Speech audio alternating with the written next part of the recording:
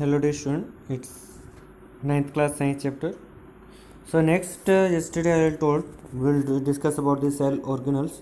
So cell organelles means that present in this cytoplasm कि cytoplasm के अंदर जो हम साइटोलोसिस किया था कल, उसके बाद सेकंड पार्ट था साइटोप्लाज्म के अंदर सेल ऑर्गन्स। मतलब क्या कि सेल के अंदर कि कोई भी हमारी अगर स्ट्रक्चर है, मान लो अगर ये सेल की स्ट्रक्चर है तो इसके अंदर जो बीच में क्या है, न्यूक्लियस के बारे में डिस्कस हो गया, जो हमारा माइटोकॉन्ड्रिया है, वक्कल्स है, उस चीज़ के बारे में डिस्कस करना है। ठीक है।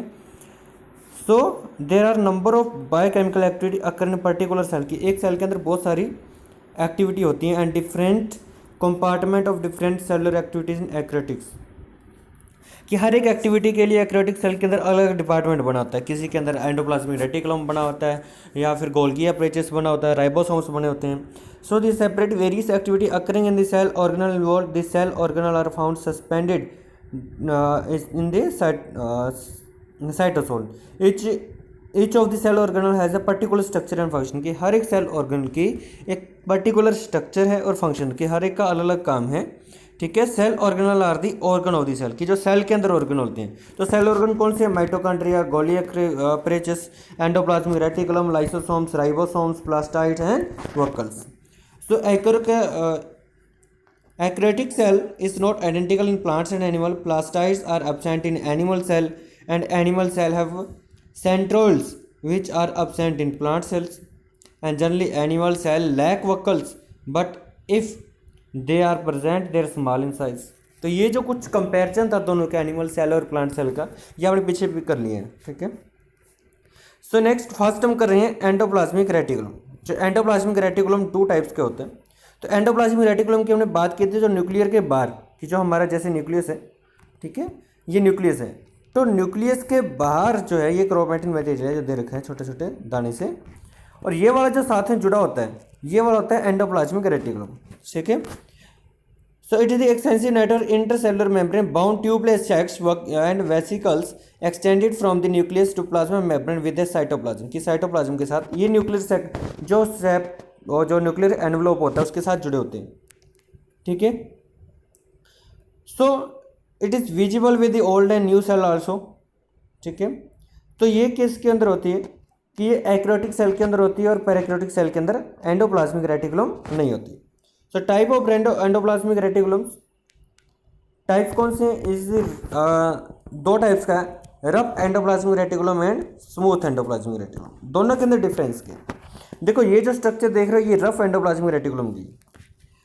It contains ribosomes tag the outer surface दस हैव द रफ मेम्ब्रेन। मतलब क्या कि ये जो डॉट डॉट दिख रहे हैं ना, ये यहाँ पर ये छोटे छोटे डॉट दिख रहे हैं, तो ये डॉट क्या हैं? राइबोसोम्स हैं। तो मतलब क्या एंडोप्लाज्मिक रेटिकुलम के अंदर क्या होता है? ये डॉट्स राइबोसोम्स होते हैं। राइबोसोम्स क्या है? जो प्रोटीन को सिंथेसिस करते हैं। ठीक है।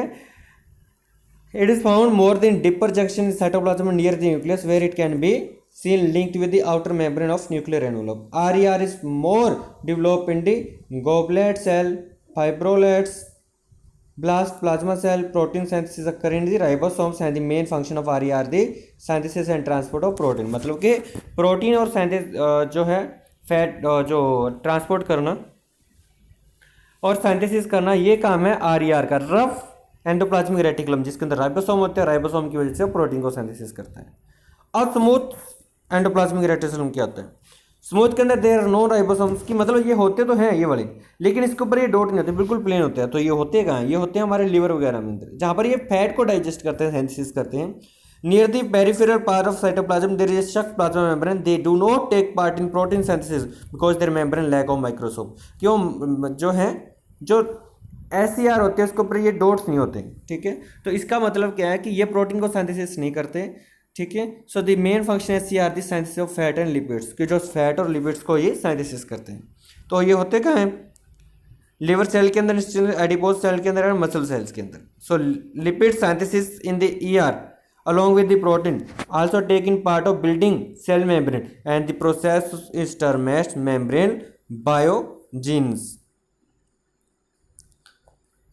It involves flowing organelles which form endomembrane system क्या? RER, फिर SCR, फिर गोल्गी एपरेचस, फिर सेक्री वेसिकल, फिर प्लाज्मा मेम्ब्रेन।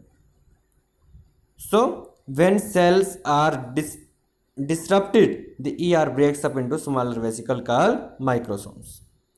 फंक्शन क्या है रेटिकुलम के? फंक्शन आपको पता चल गया। पहला क्या है, एक टैट है स्पोर्टिंग स्केलेटन, ये स्पोर्ट करता है।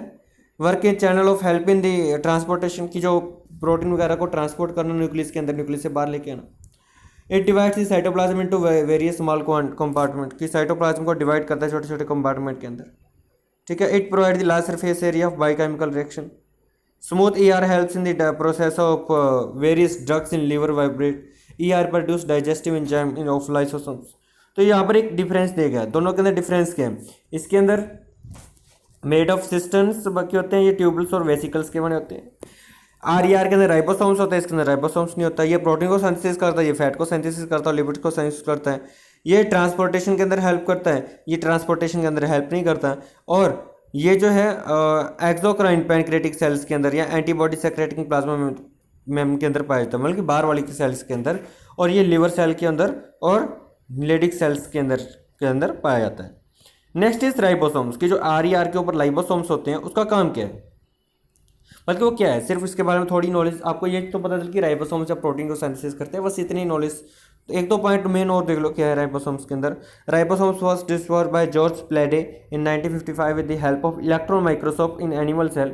दे are also called pellet particle, and these are dense spherical granular like particle of about 150 to 250 angstrom is in diameter. A cell may contain up to 500,000 of ribosome, कि एक cell के अंदर 500,000 ribosomes होते हैं। So these are made up of ribonucleoprotein के बने होते हैं, जिसमें RNA पार्टिकल होते हैं, ठीक है।